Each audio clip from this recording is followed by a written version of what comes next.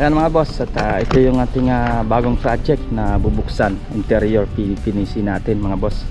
Binababa nila yung drum at ang ibang gamit nandyan na. Ngayong araw ng Martes, December 5, darating ating materyales.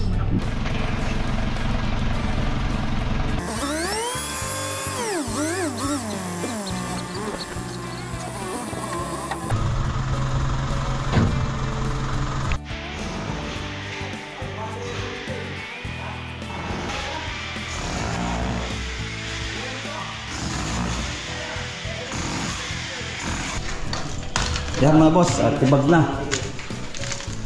yung kanyang wall. Lilipat kasi yan dito sa kabila. Pinapadiretso ng client para malaki yung CR. Tapos dito, ayan, first coat na ng masilya. And then yun, framing na sila.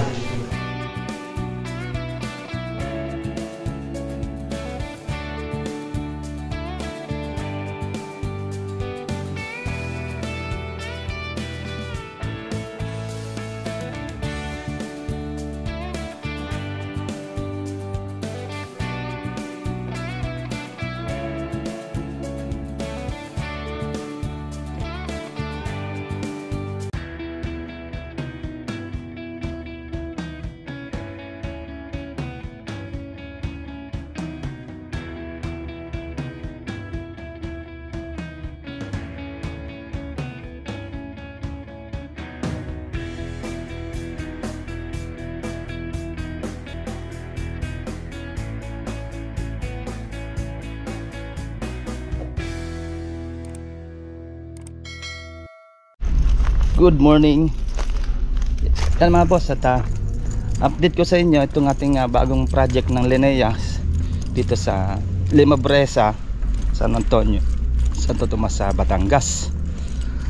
Masyadong mainit. Yan, update ko kayo sa inyo.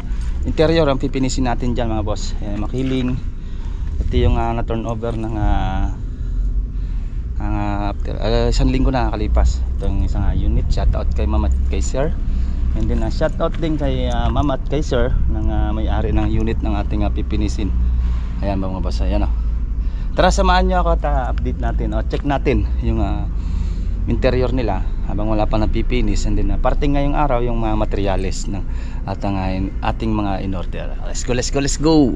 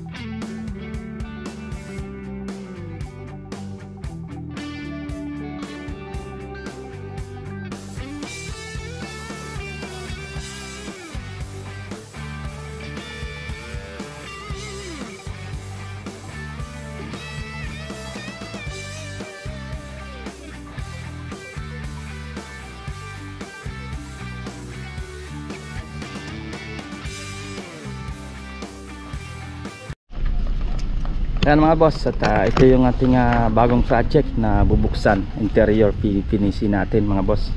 Binababa nila yung drum at ang ibang gamit nandyan na. Ngayong araw ng Martes, December 5, darating ating materials. Then may gagawa na dyan ngayon. Magmamasilya muna at magpe-frame ng ating kesame. Malawak dito mga boss. Hindi na ako napansin yung ating vlog dati sa Lema Brosa. Ito yun, yung unit na kay Mama at kay Sir. Shout out sa inyo. Na turnover na po ito ng last week. Yung unit nila, ito yung request nila na pabawas yung lupa para sa garahe. Yan, okay na yan. Hindi na isang client natin, yan isa pa. Alam ko bubuksan yan by January, ito by February bubuksan nila. Okay. Makiling mga boss, lapit lang. Yung kalsada na yan, yun yung ginagawang express papuntang pagkakaalam ko papuntang Bicol. Yan. Okay. Yan, liwanag Yan mga boss, at bisitahin muna natin yung interior ng Linea at Block 37. Wala pa tayong pipinis dahil unang start natin ngayon. Yan, dito na yung ibang gamit natin. Okay, yan Linea. Yan ang ating pipinisin, interior. Yung Block 25 naman ng Lema Brosa din, Linea, fencing yung ating ginagawa doon. Okay. Ito yung sa kitchen yan, bar counter. At pagkakalam ko ililipat din yan dyan sa likod. Dito CR, yan, CR. Okay. Ito natin dito sa second floor. Okay.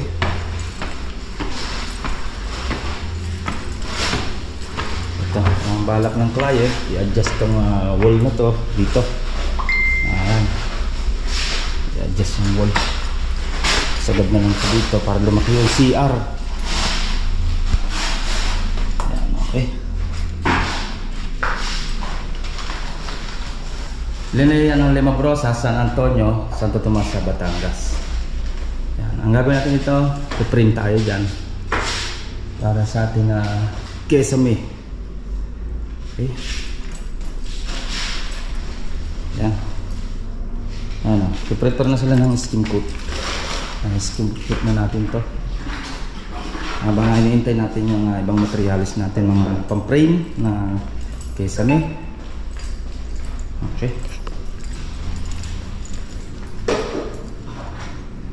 Yun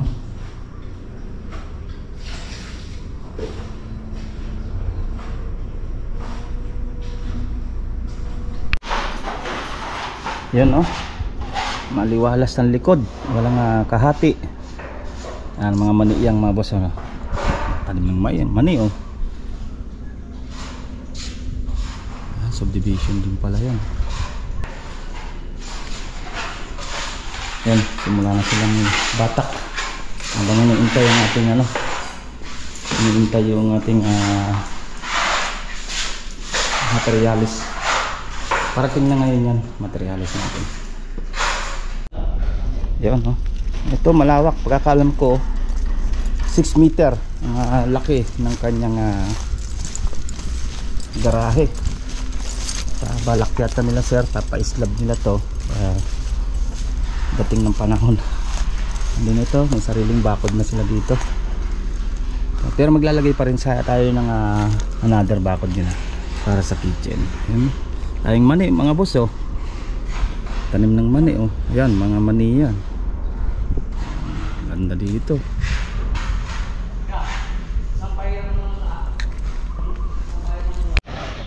Yan mga boss, at unang deliver natin ang materials dito sa atin na Block 37 sa Lema Brosa. Yan, Dos Marias ang ating hardware.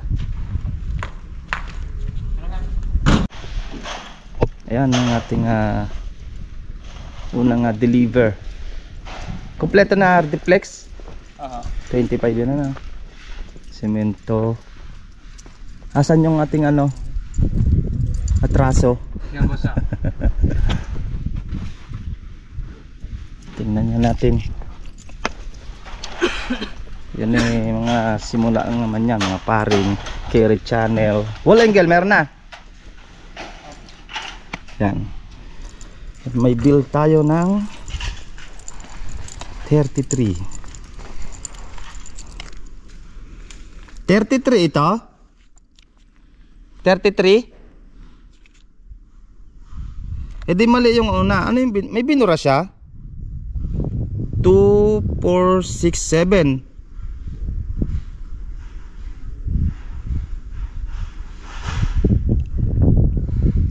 Bag eagle. Ah, wala kayo adhesive. Walang adhesive. Ah, kaya pala ito. Binura pala. 33,305.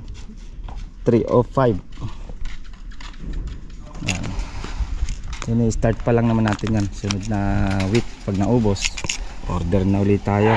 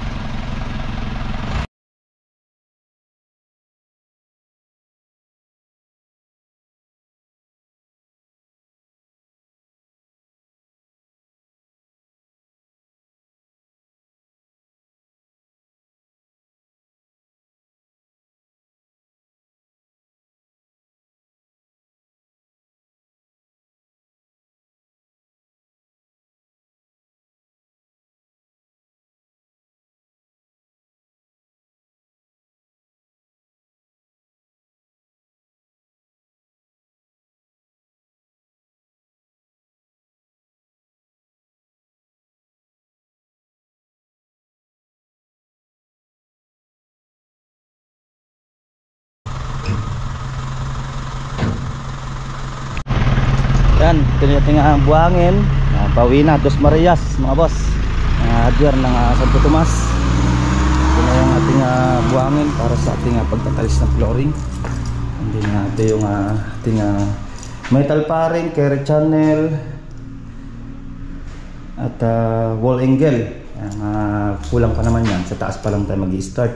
Semento at skin coat, Hardiflex 25 pieces na 1/4. Yan, makapal ang ating ginagamit para pag re-rivet natin, ibabaon natin yung rivet.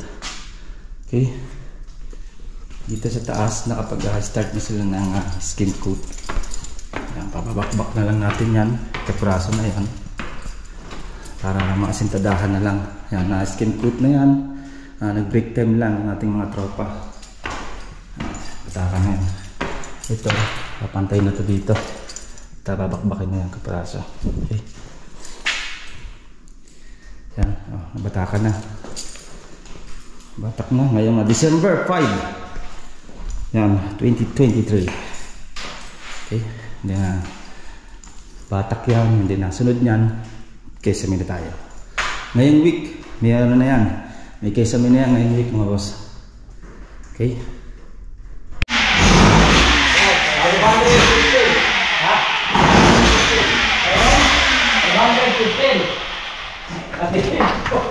Ang 500, 4 ka sa naka 300.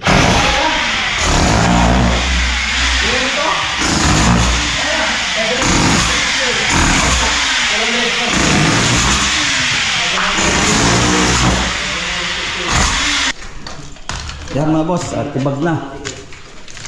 Tibag na yung kanyang wall. Lilipat kasi yan dito sa kabila. Pinapadiretso ng client para malaki yung CR. Tapos dito, ayan, na first coat na ng masilya. And then, yun, framing na sila. Nakabit na sila ng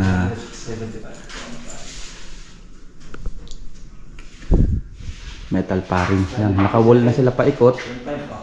Yan, may wall na. Yan, may mga wall na sila. Tapos, sunod niyang carry channel, hindi na metal paring na. Framing na. Okay. Ang gata ko ako dyan. 357.5. Kung doon tayo frame na siya. Baka dito may kanto na.